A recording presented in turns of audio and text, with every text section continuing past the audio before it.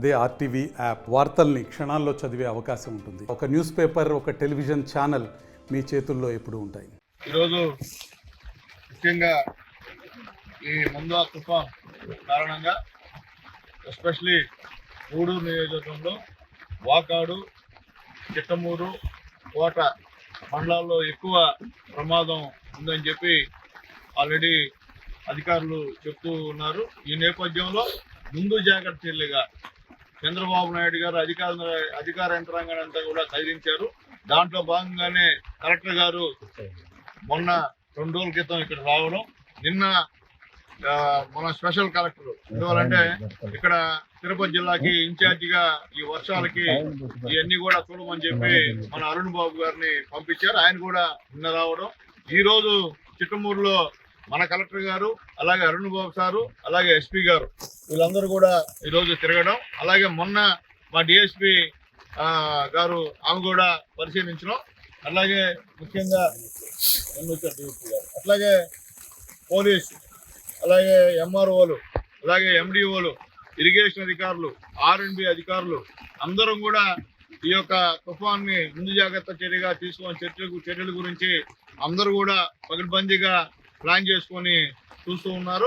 ఎక్కడికి వెళ్ళినా మెరైన్ వాళ్ళు కూడా ఈరోజు ఎక్కడికి వెళ్ళినా ప్రతి దగ్గర కూడా పోలీసు వారు ఉన్నారు.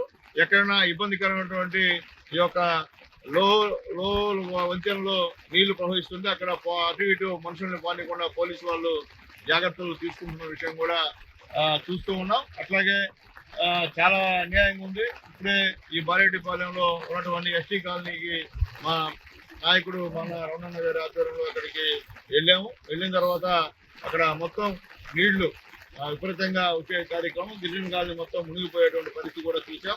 అలాగే సెక్రటరీకి పిలిచి చెప్పాం, దయచేసి అన్ని క్లీన్ చేయొచ్చని చెప్పాం. అలాగే వీశాఖర్ రెడ్డి గారు అక్కడ ఈ కొత్త నోటి పంపిస్తున్నారు అన్ని క్లీన్ చేసేదానికి.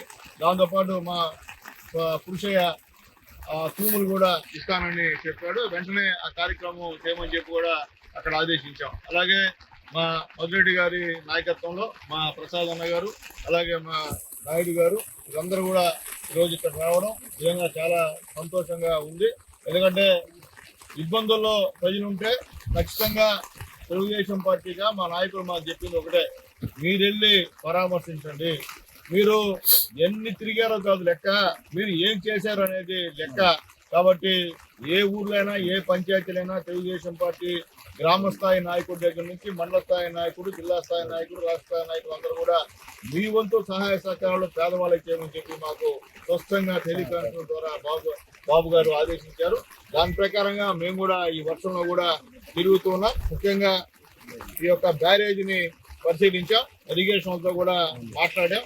అలాగే అక్కడ కూడా దాదాపు 7 గేట్లు ఎత్తినటువంటి కార్యక్రమం, ఇంకా కానీ ఎక్కువైతే 8 గేట్లు కూడా ఓపెన్ చేస్తామని కూడా చెప్పారు. అట్లాగే దాని తర్వాత గంగనపాలెం వెళ్ళాం. అలాగే మా బీజేపీ నాయకులు మా పురుషోత్తం రెడ్డి గారు అక్కడ ప్రమాణంగా నీళ్లు రాకుండా రింగ్ బండ్ ఏర్పాటు చేశాడు, అభినందిస్తున్నాం. ఎందుకంటే అట్లా మా నాయకులు ఏంటంటే గ్రామాలని వాళ్ళ సొంత రిస్క్ తీసుకొని సొంత డబ్బులతో రింగ్ బండ్ ఏర్పాటు చేయడం చాలా సంతోషం అని చెప్పి మేము తెలియజేస్తాం. అలాగే దాని తర్వాత తువ్విలపాలెం బీచ్కి వెళ్ళాం. అల్లు కూడా బ్రహ్మాండంగా వచ్చేటువంటి కార్యక్రమం. అలాగే మత్స్యకారులతో కూడా రంగంతో కూడా మాట్లాడి ఎవరు కూడా వేటకు వెళ్ళొద్దని చెప్పి ఆల్రెడీ అధికారులు చెప్పారు. మేము కూడా వాళ్ళకి చెప్పి వచ్చాం. దాని తర్వాత ఈ బారెడ్డిపాలెం హాస్పిటల్ దగ్గరికి వెళ్ళాం. అది కూడా పడిపోయే కార్యక్రమం ఉంది. దాన్ని కూడా చుట్టుపక్కల ఉన్నటువంటి పిచ్చిట్లన్నీ కూడా తొలగించమని ఎండిఓ గారికి ఇన్స్ట్రక్షన్స్ ఇచ్చాం. అట్లాగే ముఖ్యంగా ఈ యొక్క బ్రిడ్జి, గతంలో ఈ బ్రిడ్జి మేమే ఆ యొక్క రింగ్ అనేది ఇచ్చాం. ఈ వాళ్ళు ప్రొడక్షన్ వాళ్ళు 1,70 లక్షలు గెలవంగానే నేను ఫస్ట్ చేసిన అదే. ఈరోజు దానివల్ల ఎంతో ఉపయోగం. గతంలో తుఫాను వల్ల పేద ఎస్సీలకు సంబంధించి ఇల్లు కొట్టుకోబడిన విషయాన్ని కూడా మరొకసారి గుర్తు చేస్తున్నా. మేము రావడం ఆ పని చేయించాం. ఇంకా కూడా దీనికి సంబంధించిన ప్రతిపాదనలు కూడా తీసుకొని బ్రిడ్జి ప్రతిపాదనలు కూడా పెడతామని చెప్పి కూడా మేము తెలియజేస్తాం. అలాగే ఆర్ఎండ్బి అధికారులు కూడా చెప్పాం, ఎక్కడెక్కడ ఆర్ఎండ్బి సంబంధించినటువంటి రోడ్లు ఇబ్బందికరంగా ఉంటాయో తాత్కాలికంగా మనం చేసేటువంటి కార్యక్రమం మన వల్లే కార్యక్రమం చేయమని చెప్పి కూడా వాళ్ళకు కూడా ఆదేశాలు జారీ చేస్తాం. అలాగే విద్యానగర్లో కూడా కళ్యాణ మండపంలో కూడా పెద్దగా కుంట పడిపోయింది. ఆర్ఎండ్బి అధికారులు కూడా చెప్పాము, దాన్ని కూడా వర్షం తగ్గిన అది కూడా చేయమని చెప్పి. ఎందుకంటే ఆల్రెడీ సిమెంట్ రోడ్డు శాంక్షన్ అయింది. ఆ మెట్టు విద్యానగర్ అంతా కూడా వాటి టెండర్ కూడా అయిపోయాయి.